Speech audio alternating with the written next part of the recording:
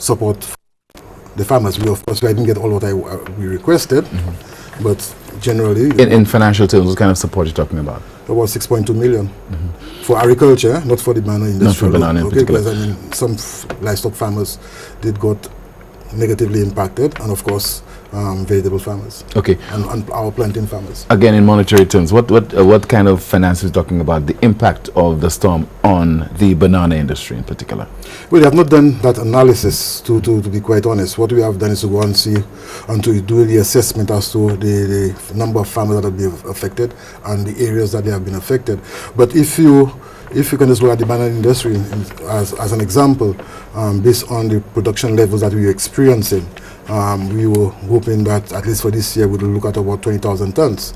20,000 tons only converted as far as revenue generated. In the rural communities, we're looking at about $40 million. We will not be realizing this. What about the psychological toll that will normally take on farmers in general? But let's look at banana farmers in particular, because they have gone through this before on several occasions.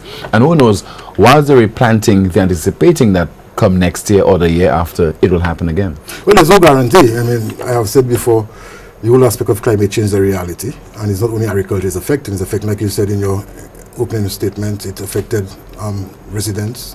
The roofs were blown off. Schools lost their roofs. So it affects, a tropical storm will affect every sector. Unfortunately, in this case, the agricultural sector is the one that was more severely affected. When you look at Tropical Storm Matthew in 2016, we had experienced more rain. The agricultural sector was not that badly affected, but with a question, what we experienced this time was more wind damage. Going around speaking to the farmers, you can see they're a bit disappointed, because when you would have spoken to them, they would have been expecting to make some, generate some significant revenue between now and Christmas, okay, because of the condition of the fields. But unfortunately, they have understood and appreciate the environment they're operating under.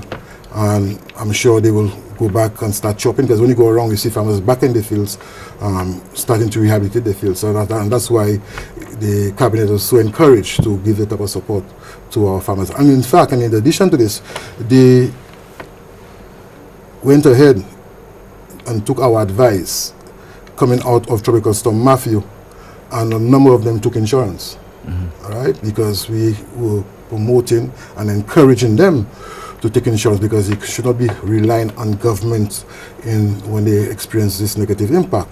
Unfortunately, Tim, the minimum wind speed for them to realize a benefit from the insurer was not realized. In other words, the minimum wind speed is 65 miles per hour. The tropical storm wind speed was much less than 65 miles per hour. So taking that into consideration, the cabinet felt that there's a need to support our farmers. But why put this kind of limitation? Why put it to the extent that it must be 65 miles per hour? Very, very close to being a hurricane at 74 miles per hour. That's an insurance policy. And in fact, it's a learning experience, okay? And what we are saying, most probably, as a government, we have to re-engage the insurance company and see if they will reconsider that aspect of the policy. But here it is, that's the reality. What kind of safeguards do you think should be put in place? Because just I was reading an article from the September-October 2018 issue of the Business Focus of St. Lucia, and it features comments made by Dr. Dickers Jules, Director General of the OECS, where he's saying there is a great deal of work to be done with respect to the development of more resilient production methods, as well as the introduction of new technologies and crop varieties that are better able to withstand the effects of climate change. Tell me, what is the Ministry of Agriculture doing in this regard? When you talk about climate change, you talk about rain, you talk about wind, you talk about sun, all right, and even the whole aspect of pests and disease, because it depends on the temperature, farmers can experience a high percentage of pests and disease, okay? In this case, we experience rain, all right? That's not short-term, Tim. Whatever you're going to do is not short-term, all right? What we realize going around, that those farms that are protected by tree crops were not severely damaged. So what we are saying, that heritage is that we have experiences on the ground where we can encourage farmers to plant more tree crops around their boundaries. But that's not short term. That's because a tree crop takes at least 3 to 4 or 5 years to reach the level. Is that a new discovery? No, because I'd like to believe that trained personnel in the Ministry of Agriculture would have known this for a very long time. No, well, yes, I mean, we have been encouraging farmers to do this. Of course, you would appreciate with the type of revenue that was being generated from bananas. A lot of farmers cut down their tree crops to plant bananas. Now, as a man who has his private farm, you cannot force him not to do or to be engaged in that type of activity. All you could do is to try and encourage him. Yeah, but if you're advising him to engage in that kind of protection, why should you then therefore have to use financial resources from the state to rescue him after he's ignored whatever advice that you've given him and then he's paid this heavy price? Well, I'm agreeing with you that should be a disincentive, right, as far as supporting the farmers.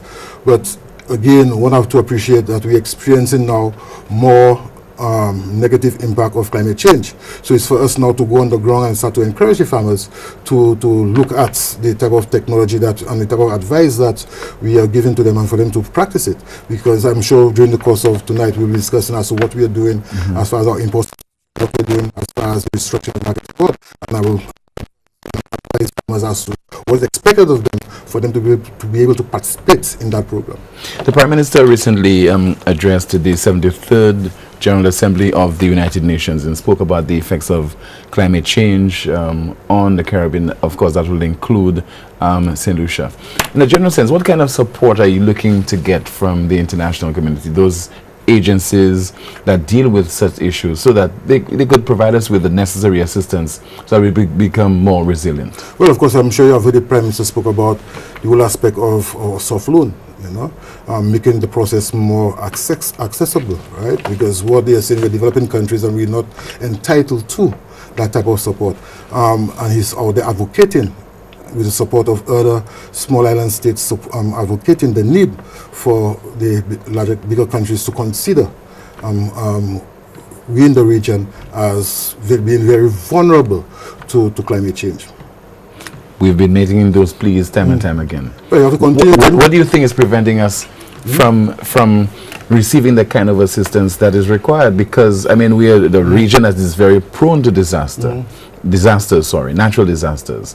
Why do you think the national community is not taking heed to what we're saying? We have to continue. Prime Minister after Prime Minister is speaking about this. Mia Motley, Dr. Av Gonzalez, Alan Shastney.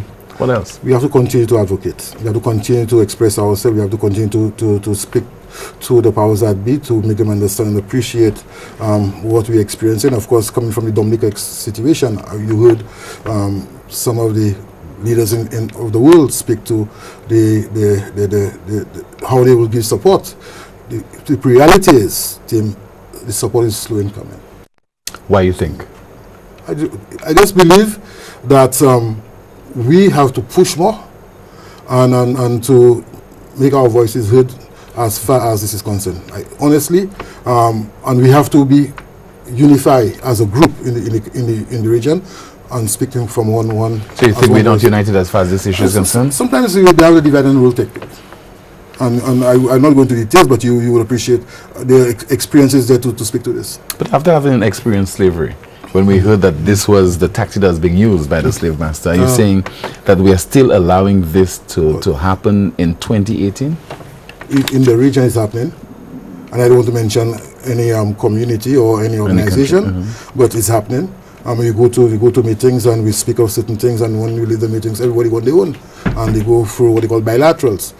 So I think, and of course, it's not now. From the time Sir John, who have been speaking about regional unity, okay, the whole aspect of speaking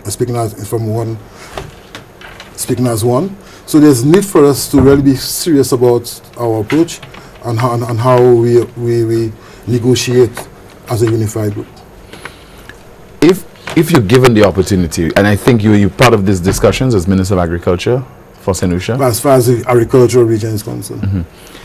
What about this, your approach, you think that you should change?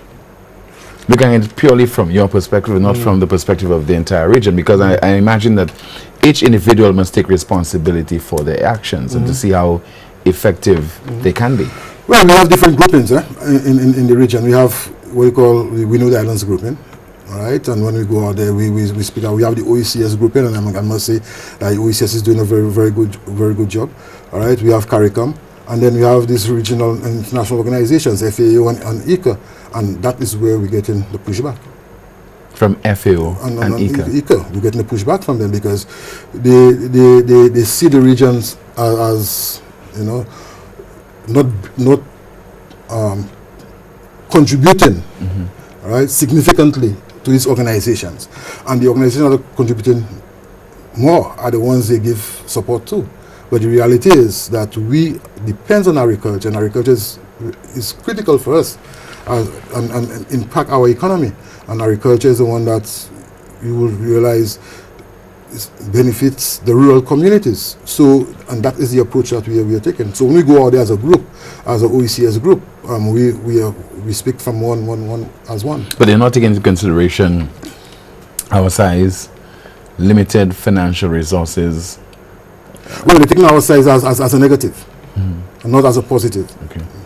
But do you see the need for, therefore, for us to definitely intensify the fight? But I'm saying we have to continue. We have to continue negotiating. We have to continue expressing ourselves. We have to continue expressing our disappointment in a number of areas as far as not recognizing the impact of climate change, not appreciating the impact of agriculture. We have to continue expressing ourselves as to the delays in getting the resources that have been promised. And I'm hoping that at least at some point in time we will be heard and there will be some seriousness moving forward. But do you think it's a case where, for example, on the local level, where government after government would have been blamed for a number of issues, for a number of perceived shortcomings, and because, for example, diversification and so on, where you need greater finances, you need the technical resources and so on, and the people on the ground see governments and agriculture ministers as not performing to their satisfaction, are those some of the encumbrances that you and others have experienced that is what's preventing you from performing at an optimum level? Well, if you speak of the past experiences, I can't speak of past experiences. I can speak now, right? I can say we have a number of agricultural ministers in the region that when we go out there, we understand, we're able to articulate what our positions, what we want to see happen, and of course, the authorities listen to us. The question is how we get the resources on a timely basis for us to be able to implement what we have to implement. Export to the French market. When the United Workers' Party came into office, that would have been one of your promises. Have you been able to deliver on this as far as the banana industry is concerned on exports? We have not been able to export to France, and let me clear it, because I'm hearing that we said we're going to export to Martinique, not Martinique, to France. When we came into office in 2006, we had agreed that we will start exporting to France in January 2017. All right, you know what happened in January, what happened in 2006? The banana industry experienced what we call Storm Matthew. All right, so that'd be 2016. 2016, sorry. Yeah, we experienced what we call Storm Matthew, so we were not in a position to have excess production to sell to France, and that was the intention. The intention was to still continue to supply our traditional markets, okay, and the excess would have gone to the French market, okay. In 2018, when we were recovering, okay, we had a situation where our company, Windfresh, informed us that there is a need for us to reconsider exporting to France because one of the supply chain was affected by a tropical storm, and there was a demand for our bananas. Of course, we have to give priority to our traditional market, so we continue supplying our traditional market. When you're looking at to start exporting to France this year, that's what happened again. You know, I heard my good friend Honorable Musa said, he knew I'm going to use that as an excuse, not being able to export to France. But that's the reality. I mean, here with 80% knockdown, we cannot export to France, okay? Because the reality is that we have to supply our traditional market. And that is the objective of the government, to export as much as possible to our traditional market, because there's a demand for our bananas. But going down the road, do you envisage that you'll be able to meet that commitment ever? Exporting bananas to France? What will it take? Well, it appears, based on what's happening right now, maybe the next election will come and go, and this government will not be able to export to France and to fulfill that promise. As long as we have the production, we will be able to export to France. And that's the reality. The production is that, based on the contractual arrangement Windfresh has on the traditional market, there's a limit when it comes to special packs. We are surpassing, based on production now, the special packs. And that's where the farmers are generating the money on the special packs. So we have to look at new market opportunities. And France is a great possibility. We had re-engaged them, and I'm going up to, I'm supposed to go up to a board meeting in London, and the intention was to go back to France with the management of Windfresh to re-engage and to start the process again. Unfortunately, we just experienced the negative impact of good. Do you think that door will be closed, will be shut very soon? No, I don't think so, because I mean, Martinique is and Guadeloupe is having their own experiences as far as production is concerned, and when you look at the trend on as far as the banana market is concerned, there's an increase every year for the demand of bananas, between 1% to 2%. So, unlike other fruits, one is realizing that the demand for bananas is increasing. So, the market is there. That's the reality. The market is there. Is how you do things differently to capitalize on this market. But considering our vulnerability, some people have been bold enough to say that, and even suggest that the government should forget about the banana industry in terms of the dependence on that sector and look to some other crop. What other crop? If not bananas, what? What other crop? The reality is, what other crop? And who is saying that? What are people saying that, Tim? Are those individuals who are in banana production and they left it? Or are those individuals farmers? That's the question. Who are the ones saying that? All right? The reality is, since we came in 2016, all right, we have seen more farmers enter in the industry. Over 420 farmers has gotten back into the industry. We have seen acreages increase by over 100%, from one, and I'm just using wrong figures, from 1,001 to almost 2,300 acres. All right, so they have increased by 100%. So there is an interest, and I've said so before.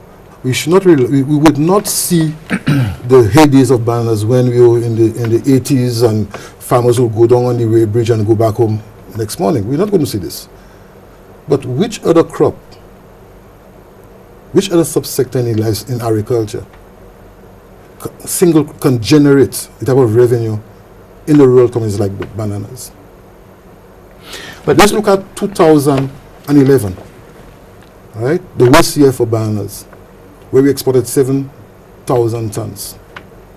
We generated $14 million. The only other subsector that came close to generating any substantial amount of money was eggs. And that was $6.7 million.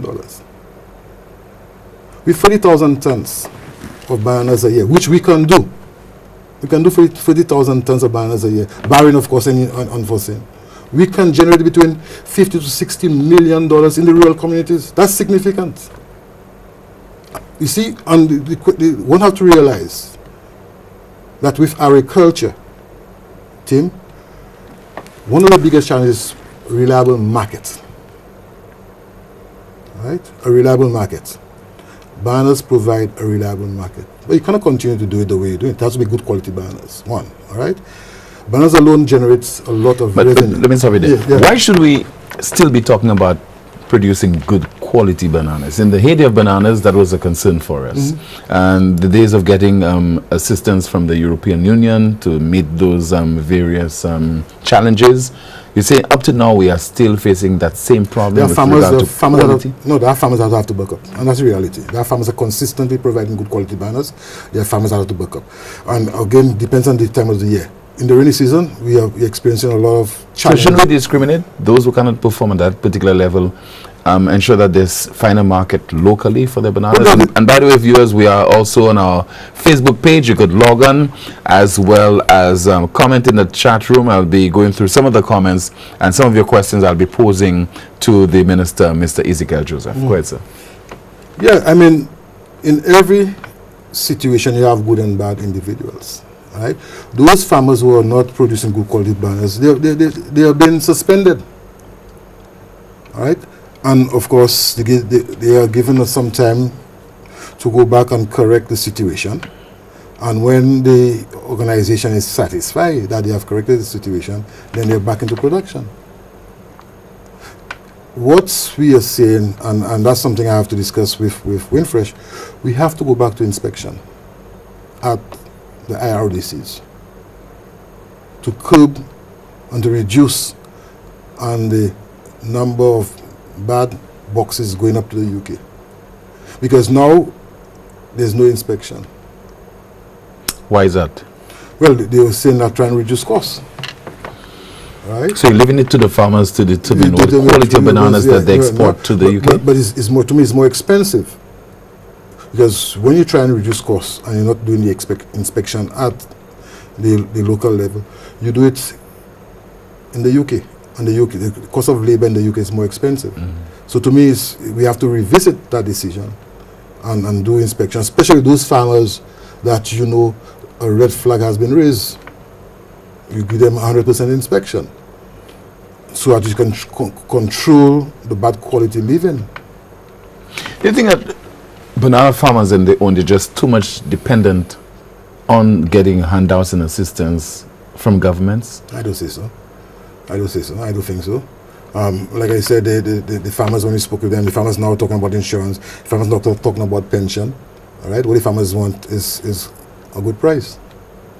I don't think they depend on government. Of course, when you come from a situation like we experienced last week, one would expect, in the absence of insurance coverage, one would expect that the government would kick in. When you realize the type of revenue and returns that is being generated in the rural community.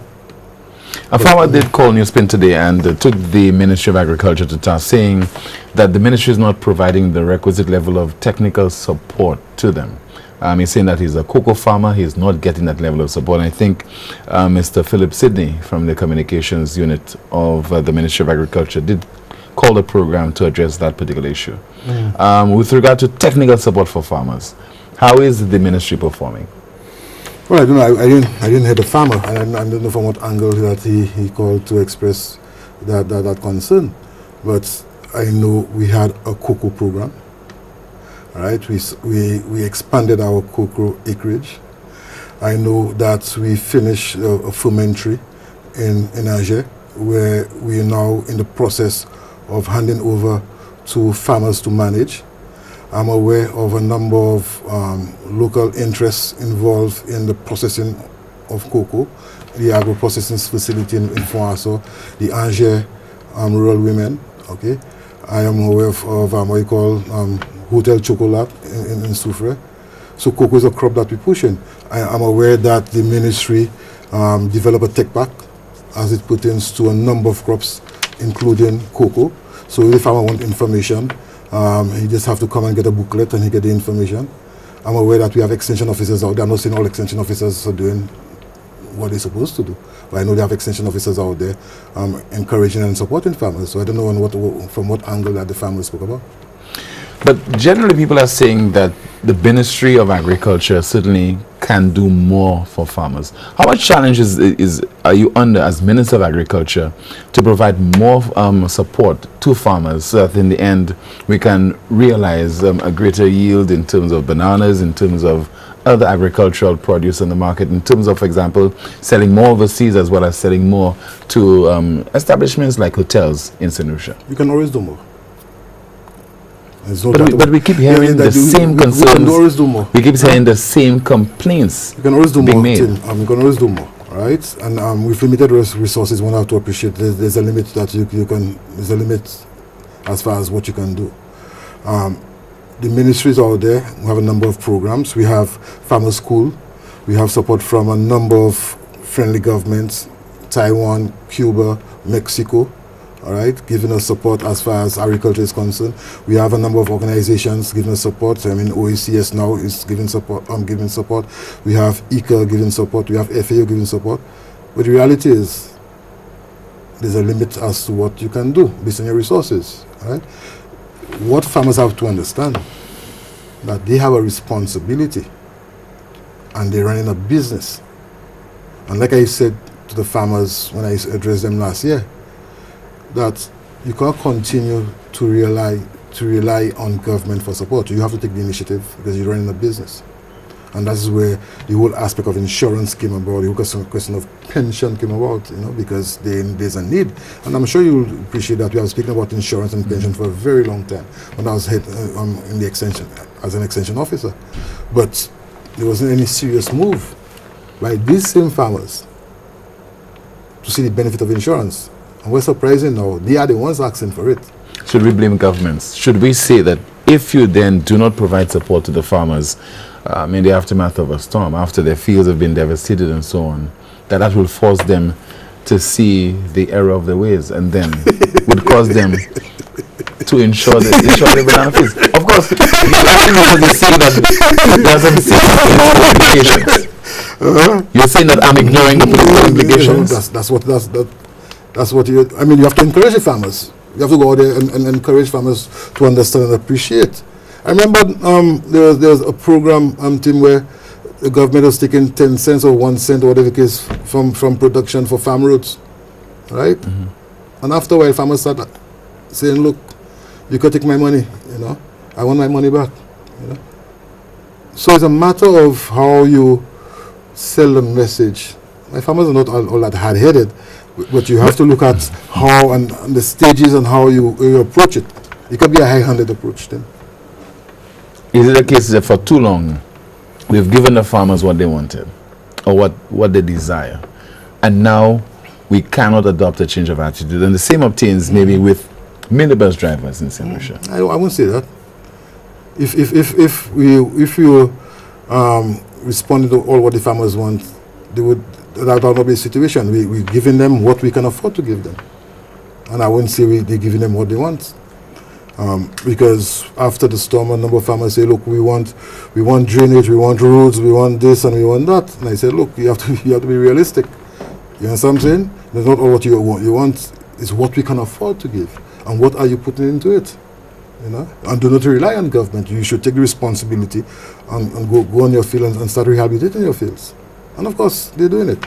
But do you think we are not being taken seriously by the ICAs?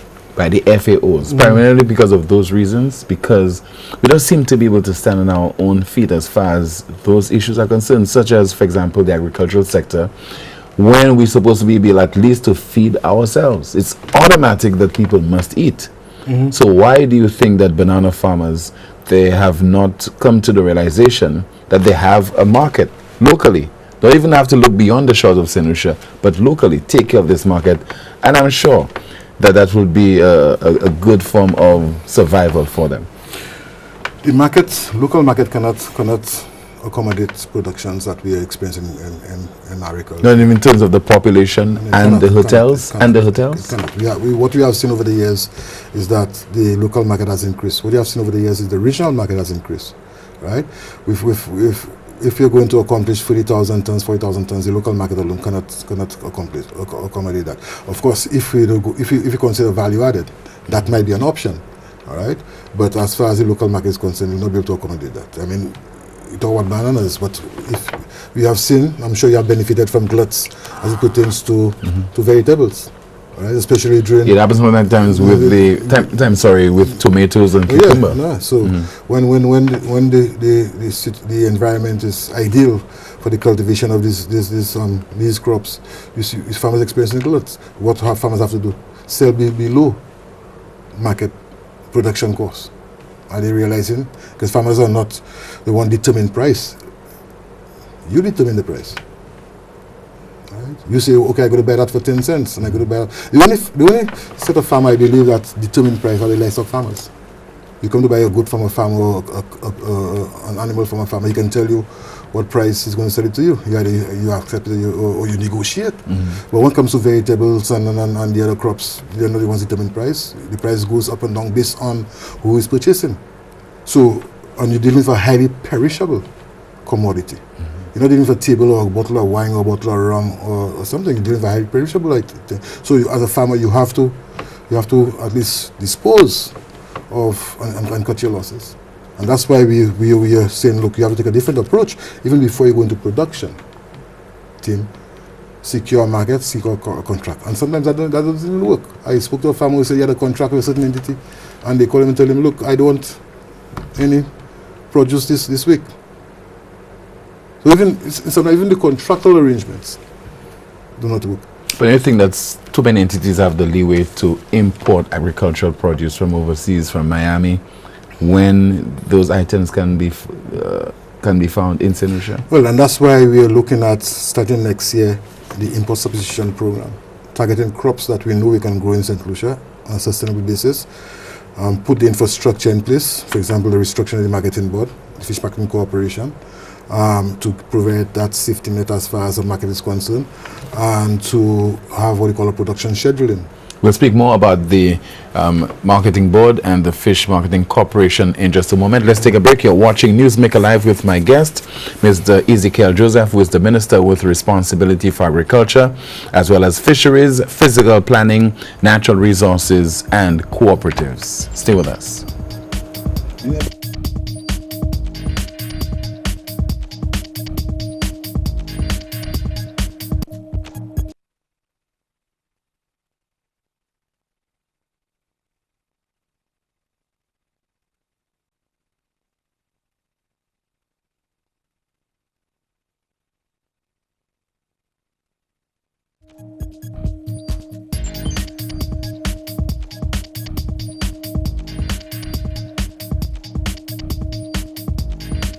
Welcome back. Thank you so much for staying with us. You're watching Newsmaker Live right here on DBS Television with me, Timothy Polio, and my guest, the island's Agriculture Minister, Mr. Ezekiel Joseph. And we are also on our Facebook page. We also have discussions taking place there. For example, somebody said, after lotto tickets and gasoline, bananas are the most sought after commodity at supermarkets. What say you? Well, that's true. I just said, based on records, that's the crop that you see an increase in the demand market share every year by 1 to 2%. So there is a market, and one of the major challenges farmers are facing is the reliable market, the sustainable market. So when it comes to bananas, there is a market, but we cannot continue in the traditional way of cultivating bananas. So I'm agreeing with that. The St. Lucia Marketing Board, what is the latest? What is happening with it? Because I think the Prime Minister did make an announcement during the budget presentation that some kind of method will be used to ensure that it becomes a viable entity. What is the latest? We spoke about that when are you planning to call you? That was on Friday. Friday, yeah. Okay.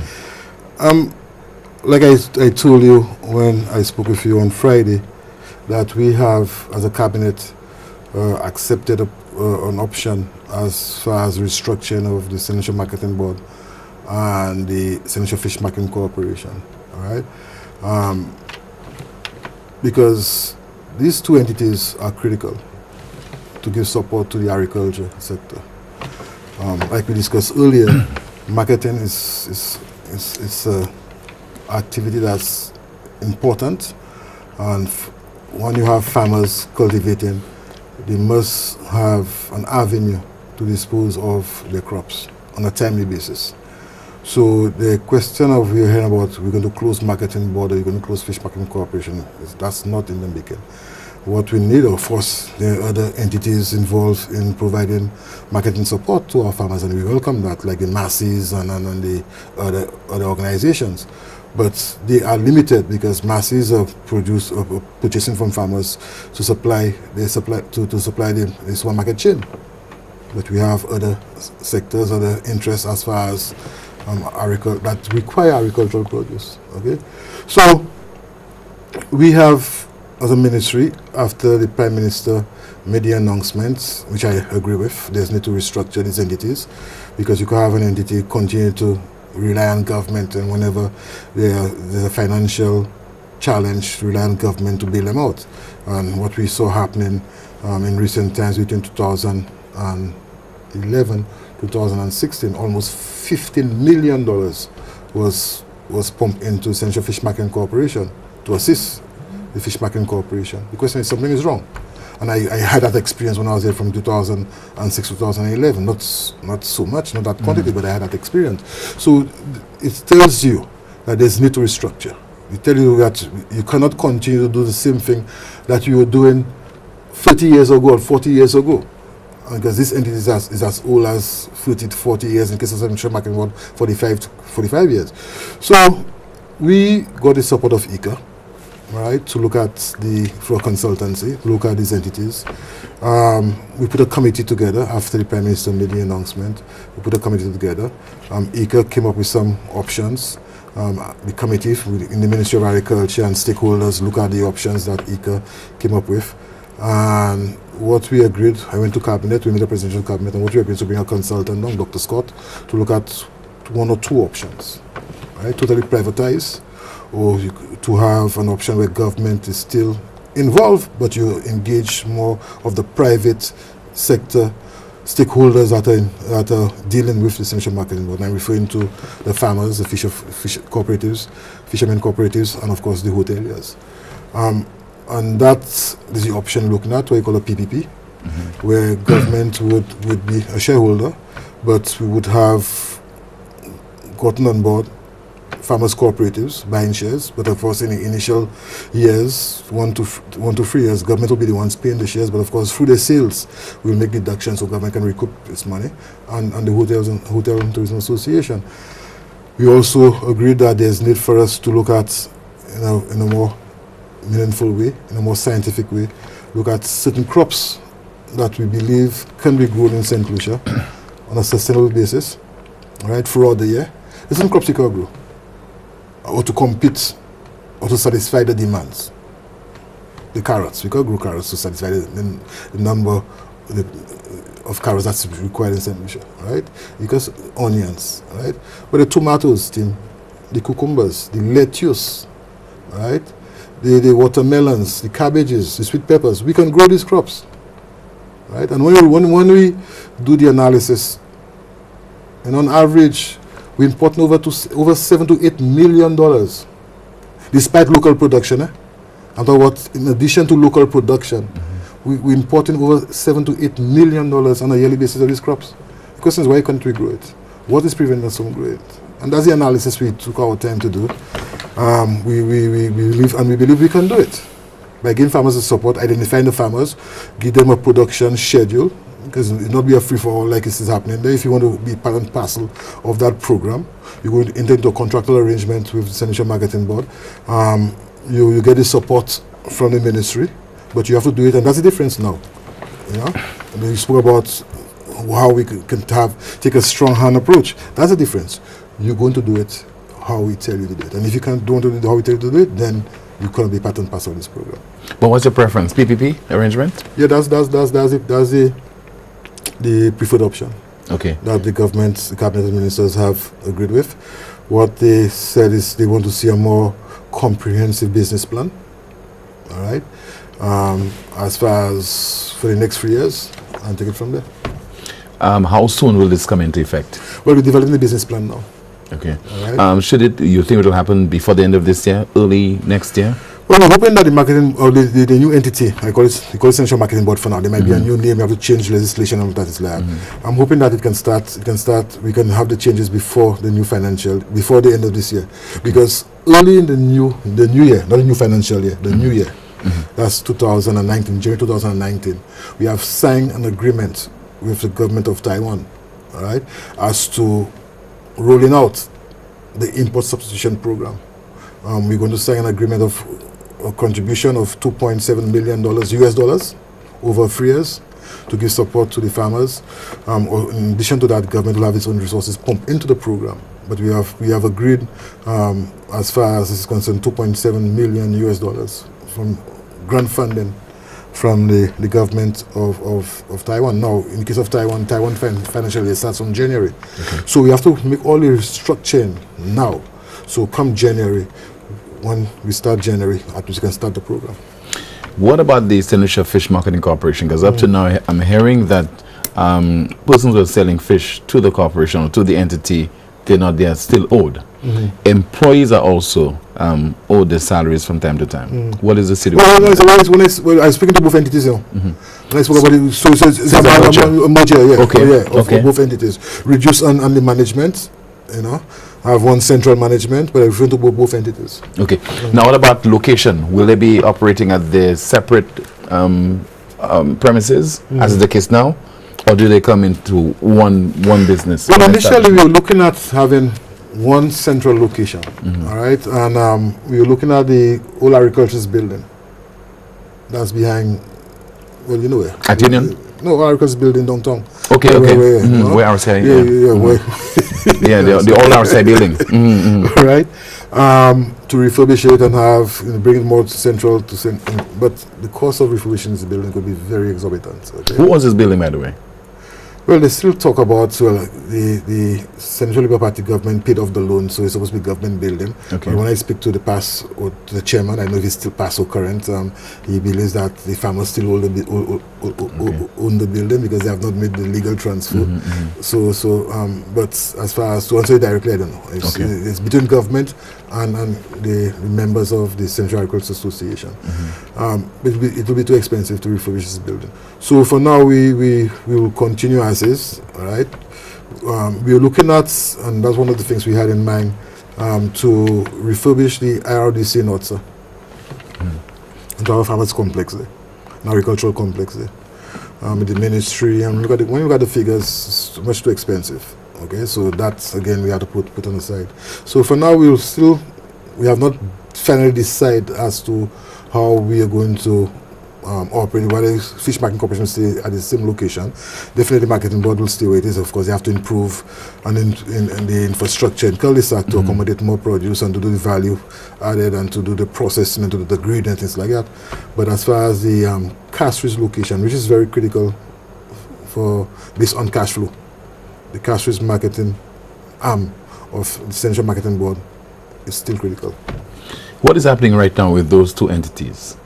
The Fish Marketing Corporation? What's happening at the Fish Marketing Corporation? Well, they're continuing until the restructuring is done. That's what they're waiting for. I'm aware that they still continue to buy from fishermen. We just bailed them out recently. I'm sure you're aware of what transpired, which of course I said, people were surprised to hear I say I agree with the fishermen. As far as the reaction and the behavior, of course, he did it in a non-violent manner, which I appreciate. So that's what it is. They're waiting for us to make a decision as to really restructure. What about the marketing board?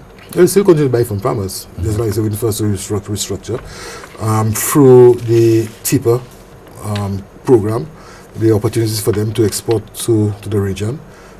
So at least they capitalize on this. They don't have the cash flow, but TIPA would support them with paying the farmers up front, so at least the farmers can sell their produce because there's the demand for our product up front in St. Martin and Antigua and these countries up north. So definitely there are opportunities as far as export is concerned. How do you determine who manages those entities? Will they have separate managers on the coming under one leadership? One leadership. We'll advertise on one leadership. Okay. Now, very often we know that consultants come in, offer recommendations. We take a particular course of action as far as the way forward for those business establishments. And no sooner you do that, a year, 2 years later, you're back to the same situation. Radio St. Lucia was a case in point. Considering it's the resources of the state, people, taxpayers' monies and so on, can you give the people of St. Lucia, the viewers, any guarantee that you'll not be going through that same problem again down the road? Well, I can't give any guarantee. I know if I'll be there in next 3-4 years, right? But as far as I know, if I'm still around, I will see to it that whatever recommendation that were made would adhere to. I'll see to it that the entity operates as a business, and that's the approach of the cabinet. You have to operate as a business, right? There's certain social programs you understand But when come to buying and selling, to me that's a business, right? And why you're not making the money? Because whatever is happening that is impacting negatively has to stop. What are those things you think? What are those things? I won't go there. You know as well as me, Tim. I'm not in a position to know. I'm not asking the question. Are you talking about pilferage and so on? You're more grown than if you're speaking to the fishermen, You've seen them more often than me, so you know more often. You know as well as I. The rumors going around, and the reason I'm not because rumors going around. Nobody have been held responsible, but you know. What about the food import bill? We've been talking about this for a very long time, and it's nearing at least $1 billion for the Caribbean. How do we address this issue? It's a case where, again, we're looking for outside support, outside assistance to help us address this particular crippling problem and issue that we speak about ever so often, but we, again, not able to do anything about it, or we don't want to do anything about it. Well, I mean, the Restructuring and Solution Marketing Board Fish Marketing Corporation is a clear indication that's the direction we want to go. The mere fact that we have identified 7 crops, we want to start with at least to encourage production and to reduce the $7 to $8 million of import is an indication that's what we're looking at. We can't do everything at once. And the reality is that when you speak about the food import bill and $1 billion, have we done the analysis to determine the products that we import in? These are products we just go manufacture or grow in St. Lucia. Are these products the bulk of the imports? But what are the products you think that we can do without? Do without how? In terms of there's any need? It's not compulsory that we import those items. Well, it's not for me to determine that. It's a free economy. People, I can tell you not to eat split peas, and I'm going to eat red beans. I mean, it's old school. It's old school. But I was just thinking. Not that I don't like it. I was thinking about cornflakes. But then I can tell you not to eat cornflakes. I can tell you not to eat this or not to eat that. You understand what I'm saying? It's a matter of we educating and exposing our school children. That's why we have the school feeding program, right? To educate our children and for them to understand and appreciate the benefits and to give support to the products that are grown locally.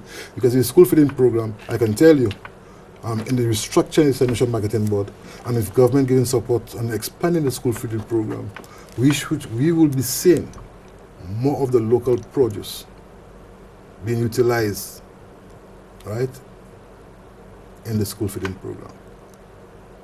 That's a guarantee. Right? Expose our children to what's grown locally.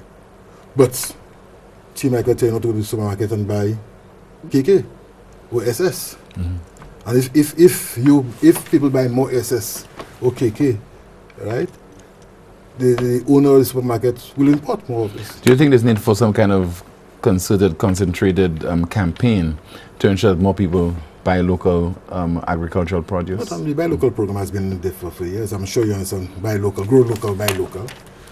The question is availability.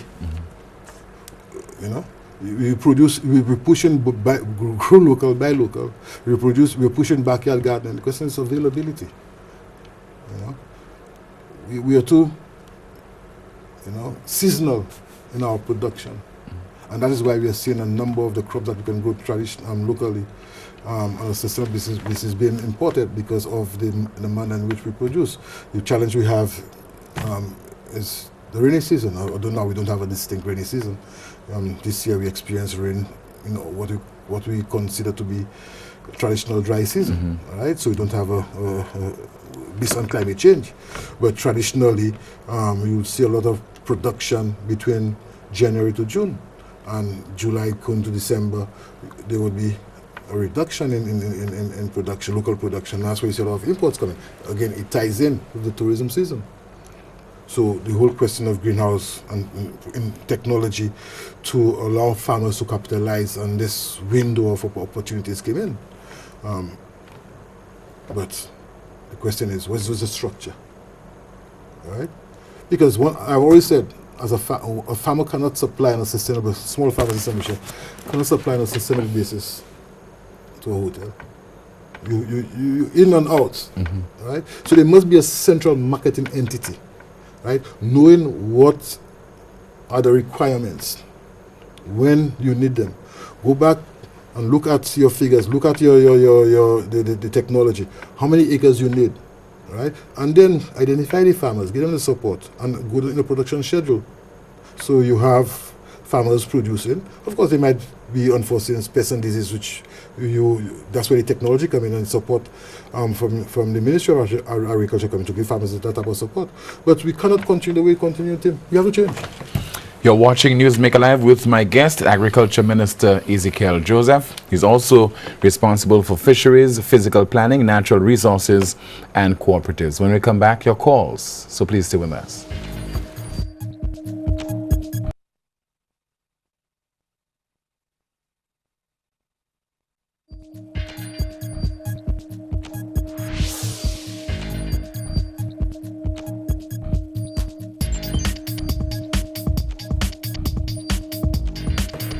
Welcome back. Thank you so much for staying with us. We on our Facebook page, so please log on, send in your questions as well, and I'll be reading those questions to my guest, Mr. Ezekiel Joseph. But we'll put a telephone number on screen. It's already there, so you can call right now with your comments and questions for my guest. We've been focusing on agriculture. We have a call. Good evening. This is Newsmaker Live. You're on the air. Yes, good evening, and how are you? Good evening to you, sir. How are you? I need to put some stick on Mr. Ezekiel Joseph, you know one. As an individual, I was speaking about agriculture and, of course, the pineapple industry. Go ahead, sir. Yeah, you know me, yeah. I'm talking about lashing the banana industry. I've been for too long, I've been hearing about the banana industry. And you know now, and I heard Mr. Ezekiel just talk about, yes, there's a market these days that is all bananas. But the problem is, what is the value of bananas, right? What is the value? To me, bananas now has no value, okay? And every time right now... Okay, why you say there's no value? The price, what I'm talking about, the value compared to the other crops. Too much focus is being placed on bananas. We're not getting anywhere bananas concerning value in order to develop the country. Okay? Now, we're talking about... I remember sometimes Mr. Ezekiel used to spoke about, I think it was 2017, he said that 3,000 boxes of bananas will be sent to France. To me, I don't see that we'll ever see the light of day, right? Now, I'm not even going back to Hurricane Allen. I'm going back to the Thomas Trough, right? Sorry, Hurricane Thomas. Starting from Hurricane Thomas, bananas were destroyed 2010. Then you get the Trough 2013, bananas were destroyed. The dry season, you get Black Sukatoka, bananas again destroyed. Look, 2017, 85% of the bananas was destroyed. If you were the agriculture minister, what's the approach you'd have taken? Beg your pardon? If you were the agriculture minister. Yeah, that's why I come in. Diversify. I think we are wasting a lot of time on bananas. Diversify into what? We talk about, look, there's so many other crops. Diversify into what? Right? Okay, what about pigeon? Yeah, the minister is asking, is posing a question to you. Diversify to what? Well, I'm naming some of the crops, right? I don't have all, right? You have pigeon peas there that has more money, right? Much more money than bananas. You have pineapples. Pineapples can produce all year round, just like bananas. You have watermelon. You create the conditions. The problem is that, right? We can create the artificial conditions. Forget about climate change, right? We can create the artificial conditions for the crops, and we can have it all year round. Okay, watermelon, you can create it all year round. I know the conditions. Pumpkin, right? You can create the artificial pumpkin. Look at pumpkin around me, all year round.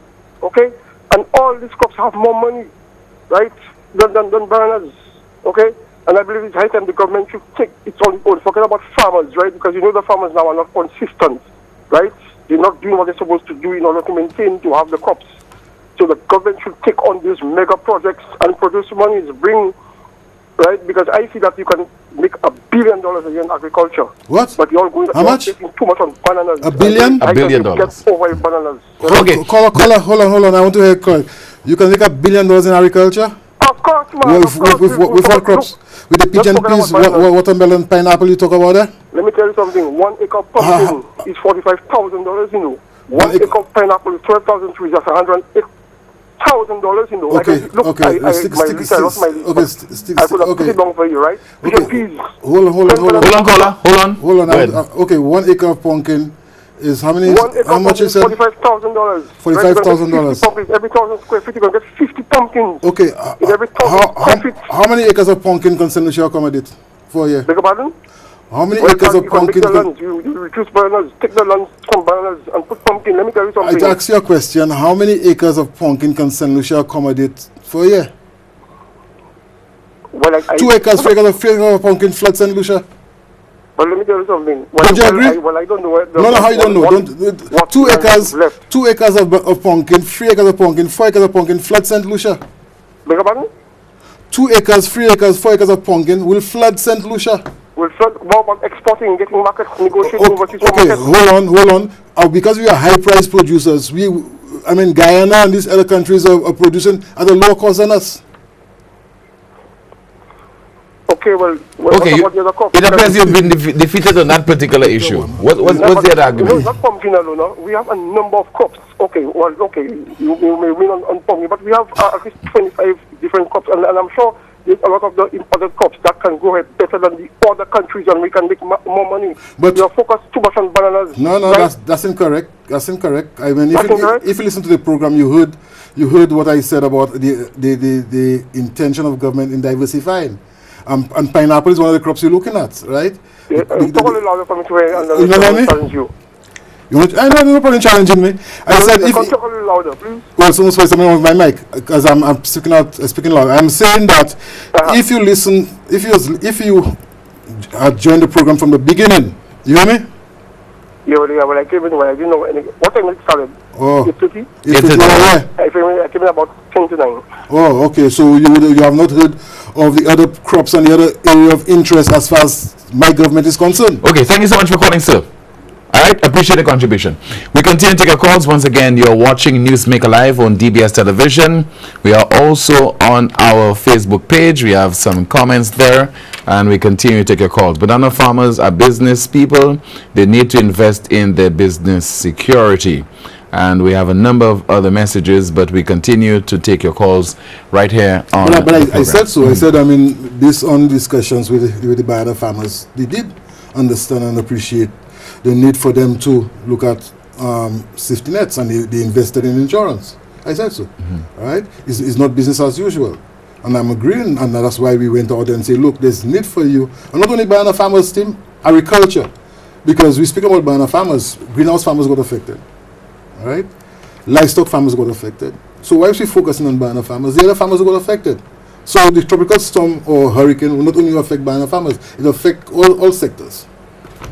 How soon will farmers farmers in general receive the assistance from government? The financial assistance that you make reference to the tune of what? Over $6 million? Yeah. How soon will they start next week. receiving? By next week? Yeah, by next Okay. week. In fact, we already have some inputs already in stock because of the programs we had, and we can start by next week. Well, of course, there have to be some level of satisfaction that these farmers are doing what is required of them to get the assistance. All farmers who are impacted will be receiving that assistance? As long as they adhere to the recommendation and the extension officers. We have a call. Good evening. Go ahead with your contribution, caller. Hi, good evening, Tim. Good evening to you, sir. Very interesting program. I must say you've upped your level in journalism because you've asked the minister some very important questions. I had about 10 questions to ask him, but you brought it down to about 2.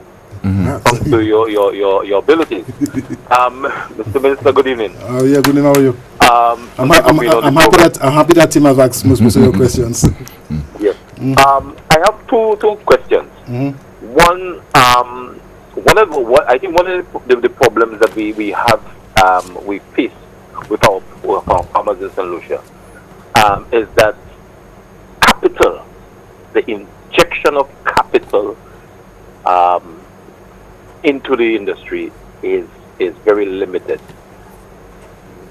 An agricultural loan is probably the hardest loan to get from any of our financial institutions in St. Lucia. You go down to town tomorrow, you say you want a loan to buy a bed, you get it.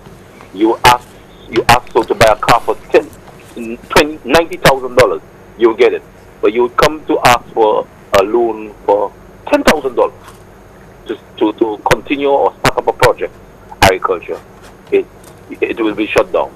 What has your government and you as your ministry have put in place to assist the farmers and persons who want to get into into agriculture to be able to get loans at an easier for a much easier mechanism, both at the development bank level and at the commercial level. Thank you so much. Sorry, hold on, Say caller. your Hold on. Yeah, go ahead. Go ahead. I have a second question. In terms of the human resource and the education of our population, every year we hear so many persons going out overseas on scholarships, IT and lawyers, etc.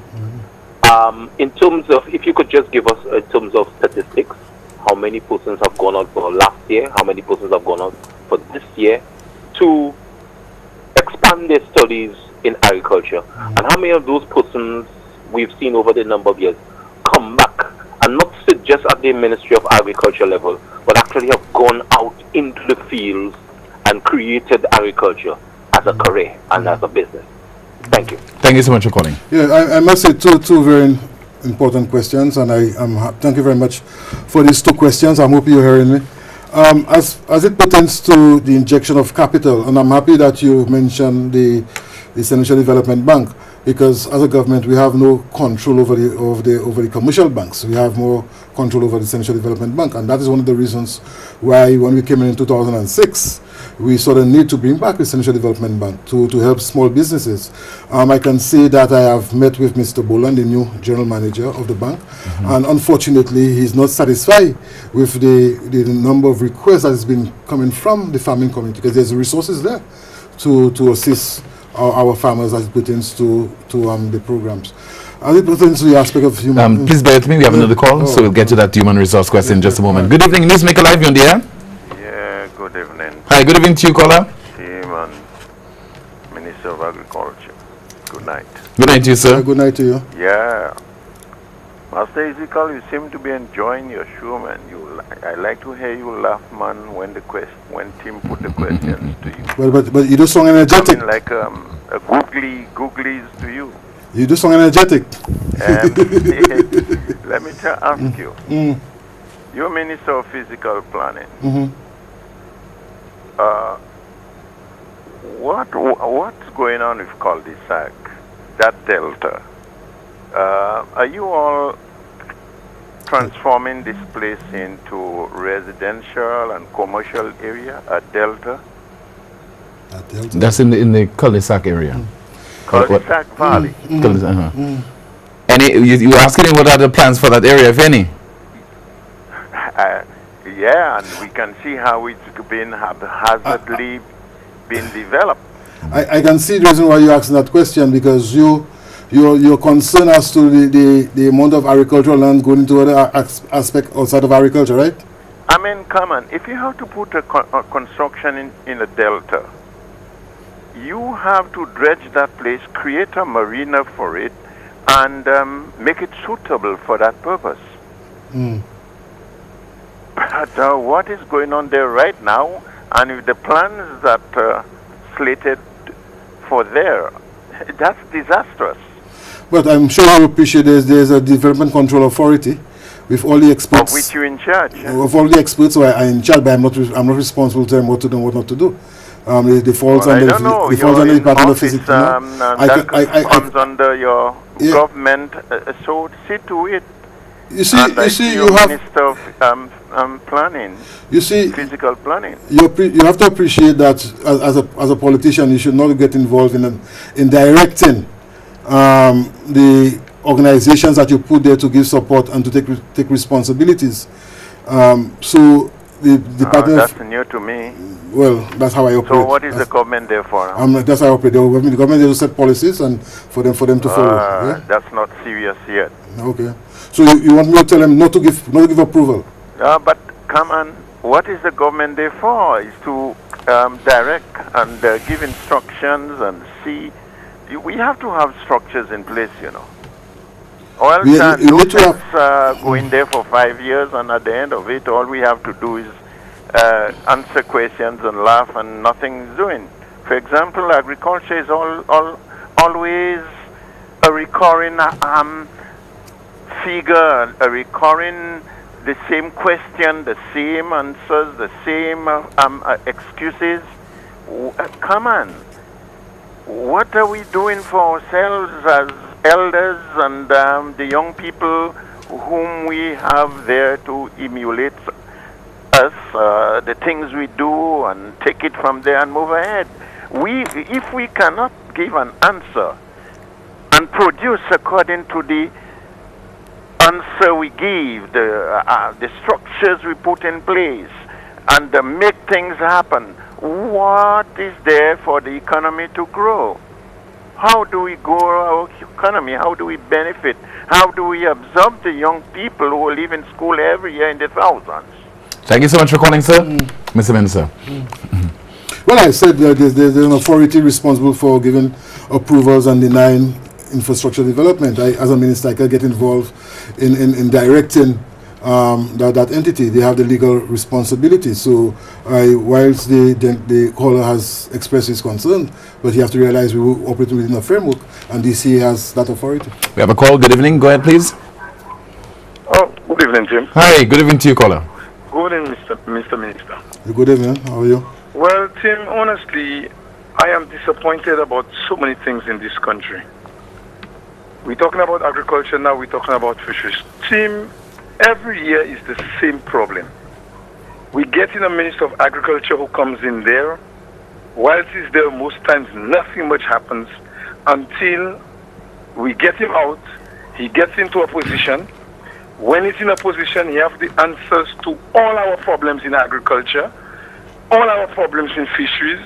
He begs to get back in there. We put him back in there, comes back with excuses, and everything is a joke and it's fun. And Tim, we are getting nowhere. Year after year, it's the same problem with bananas, agriculture, fisheries. Every one of these guys makes excuses all the time. And the farmers are suffering, the fisher folks are suffering.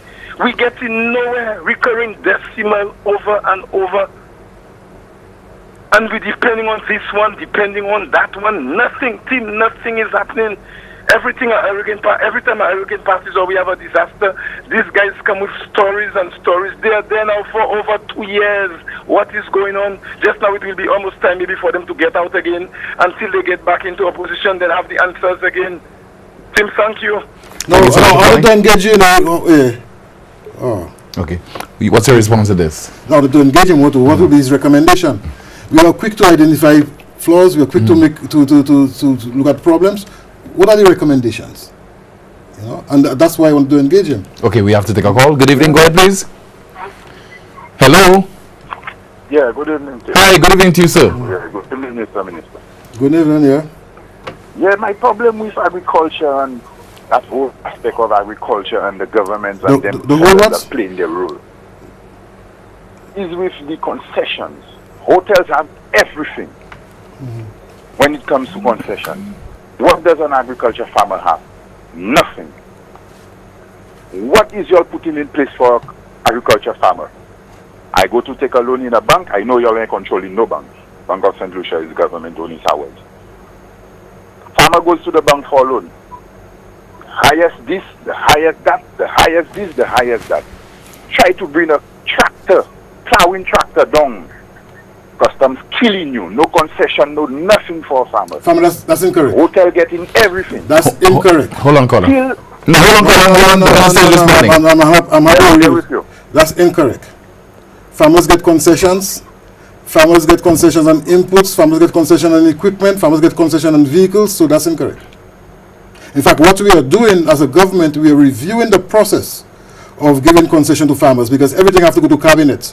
And we think the process is too long. I believe that the PS should have some authority to give concessions below a value, all right? Because I have been concessions to cabinet for $30 and $40. To me, that's wasting cabinet time. You know what I'm saying? So the incentive, the Agricultural Incentive Act, to my mind, should change to allow the PS to give concessions up to about $50,000, $60,000. But you're incorrect with that one. Farmers get concessions and agricultural inputs and implements. Because you have FAR vehicles, right? Yeah. So. Yeah, but we could fix it in a better way and quicker for them. Well, I agree with that one, but don't come and say farmers don't get concessions. Yeah. And even furthermore, after all. So you're agreeing that farmers get concessions? Yeah. Huh? Furthermore. No, you're agreeing that farmers get concessions. Yeah, sure. Okay. Continue. After it's so tight on them, we barely selling for the hotels.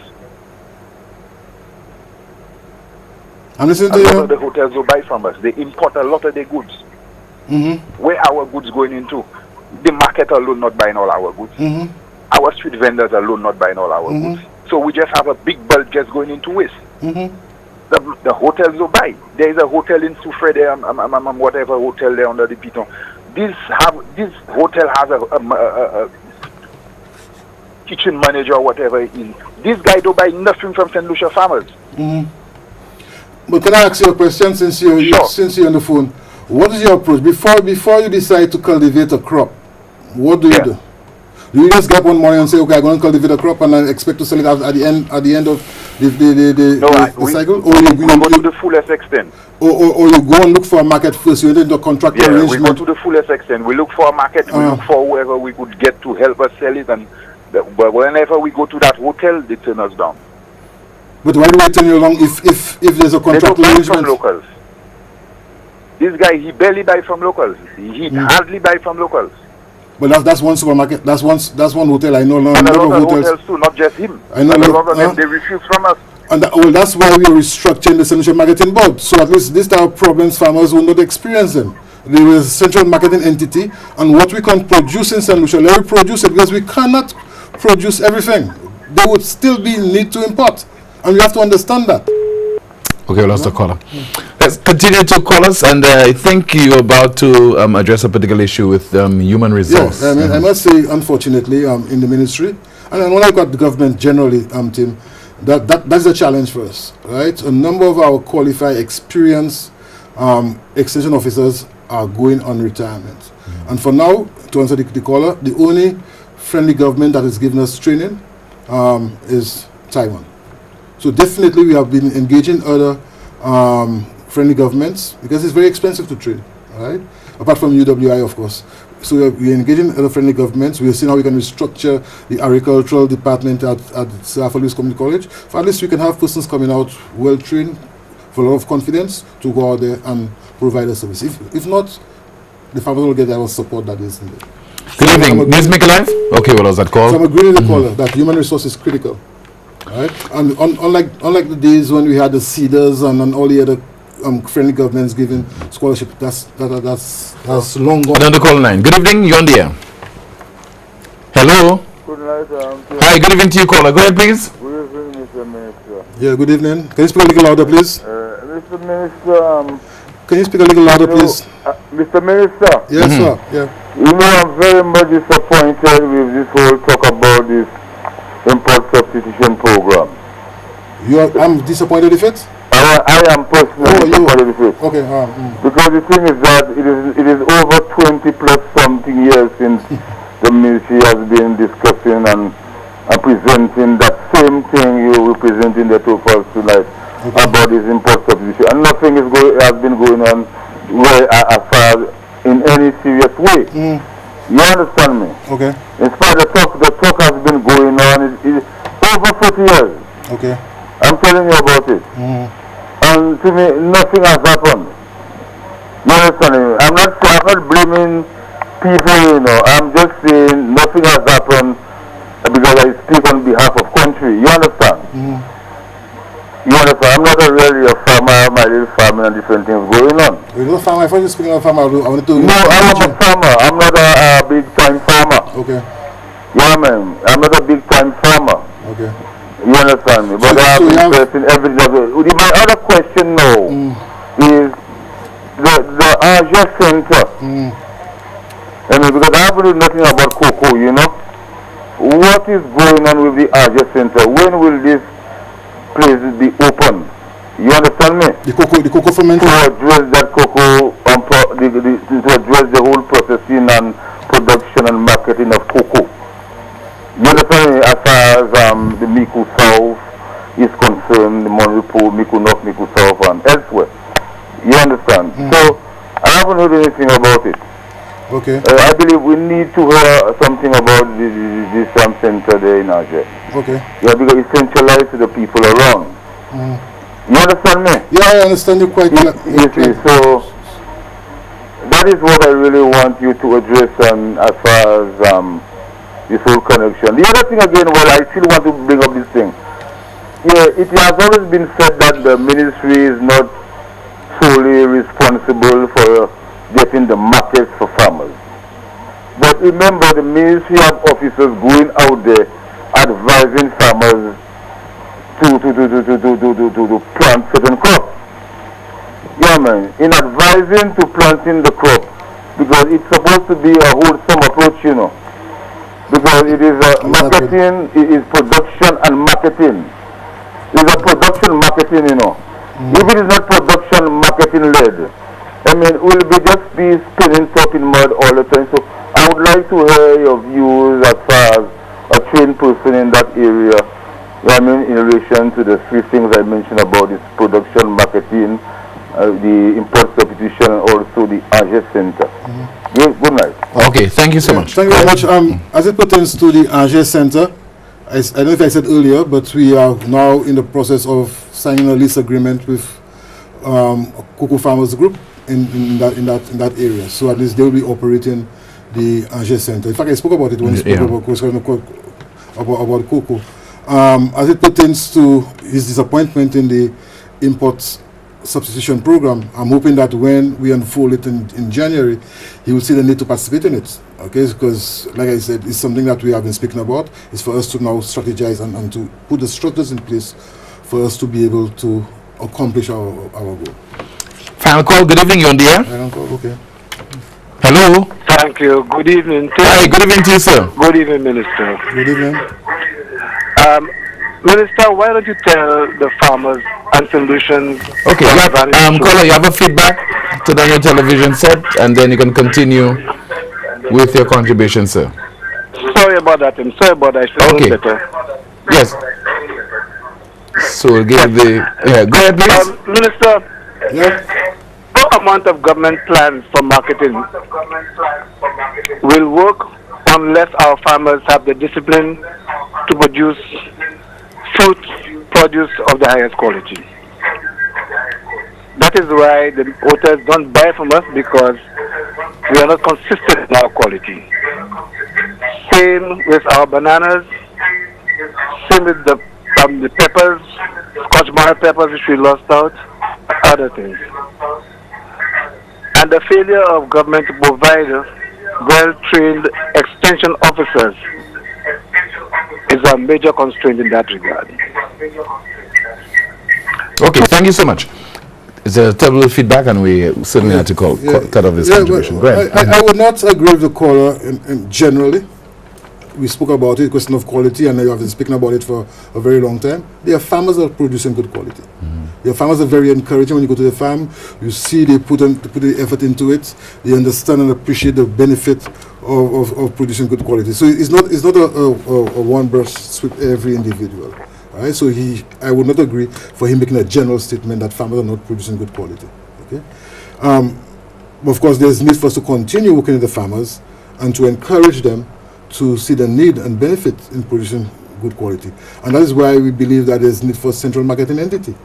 Because the reality is we are small producers, and there will be time where our farmers will be exposed to some unforeseen and would affect the quality. So that central marketing entity can create that safety net, do the processing, do the grading, and what those produce that are not fit for the market can go into value added. Because value added is critical in whatever you're doing moving forward. Final comments from you? Well, Tim, I want to say thank you very much for providing me with the opportunity to be here. I'm sure, based on the calls that we receive, that people understand and appreciate the benefit for agriculture. Of course, the reality is that we are now experiencing the impact of climate change, and we should not throw our hands in the air and say, look, we're not going to continue to produce. We have to feed ourselves. It's critical that we feed ourselves. And heavy winds do not only affect agriculture. So if you're going to say that we should discontinue cultivating because of these experiences that we have over the past 2-3 years as it pertains to the impact of climate change, I can say do not build the schools, do not build the houses because they have been affected too. We have to do things differently. So, and that is why we as a government see the need for the farmers to have a different approach as it pertains to creating that safety net, that resilience that is necessary as it pertains to safeguarding the crops. I'm sure that during the coming weeks, when we start to speak for our farmers and to inform them as to the areas of support, they will be encouraged. But I must say, going around meeting the farmers, I'm confident that the farmers have understood and appreciate, unfortunately, the situation that they're in, and they are showing a level of resilience. And that's very encouraging for us as a government. Thank you so much for being my guest. But before you go, I just want to say to the Jeff Stewart family. Yeah, I mean, because we belong to the same club, Shamrock, and I'm sure you do realize I played football and cricket still. I heard about that. You heard about that? Yeah. I want to extend condolences to the Jeff Stewart family, and of course to congratulate my colleague minister, Honorable Dominic Fede, for his new position. I'm sure he would give of his best. Thank you very much. Thank you so much for being my guest on this evening's Newsmaker Live. To you, thank you so much for watching the broadcast. Majority of you watching on television, of course. And of course, those of you on the Facebook page, DBS Facebook page, thank you so much for your comments there. And thank you so much for watching as well. If it's Wednesday, it's Newsmaker Live. Time now for the clip that peaked.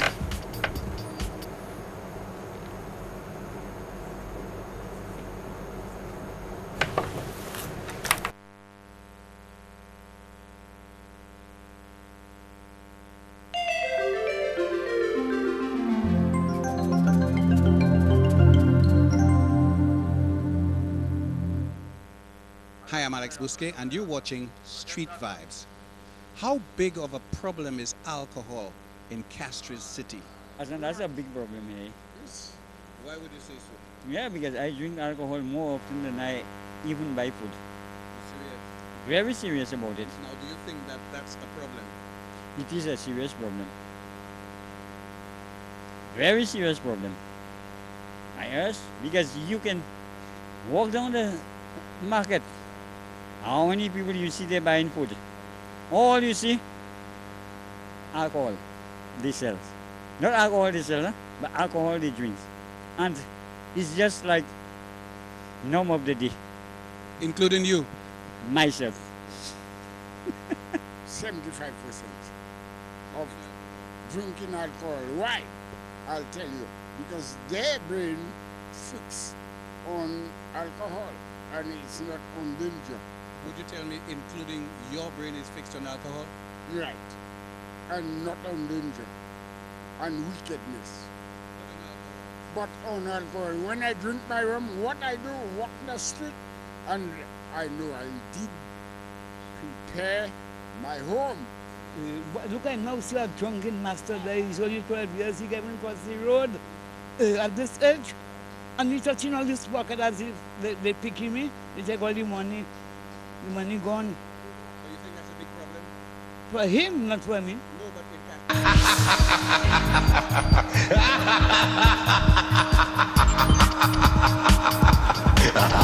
That's an old clip that peaked that we played several months ago. We should have a new one, a fresh one for you come next week, Wednesday. Once again, my name is Timothy Paul. Continue to watch DBS television. Have a very good evening and see you next time.